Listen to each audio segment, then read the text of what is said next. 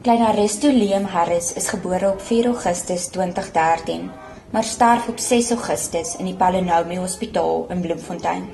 Arresto, wat beteken die beste mens wat jy kan wees, is gister, 16 Augustus, in 'n klein wit kussie te ruste gelê.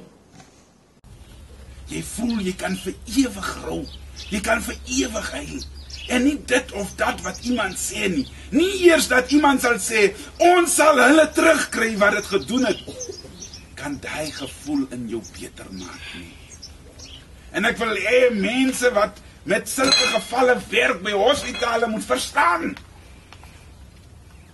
Die dood van 'n geliefde is geen grap nie. Dis iets ernstig. Dis iemand anders se lewe wat verwoes word. Dis die wat agterbly, se lewe wat verwoes word. Is amper asof ek die simbool kan gebruik en sê, dis asof die dood so met 'n skeer staan in jou hart en stukkies flenters sny. Nou, hoe gaan die nurses weet hoe om op te tree in die vervolg? Ja. As 'n kind verkeerd gedoen het, dan tug jy die kind. Nou, hoekom smeer hulle dit goed op toe? Hoekom dan nie die nurses vat en 'n refreshment kos doen met hulle nie? En vir hulle sê die mense betaal. Dis nie verniet goeders hier son nie. Ja. So hulle kan mos nie vir ons treat asof ons nou nie gaan betaal. Dit is so. Verstaan my eerlik nie. Nou so kom ek sê, laat hulle skryf daar. Ek sê, laat hulle dit wag om dit toe te smeer. Dis reg. Ja. Okay. Dit is nou op.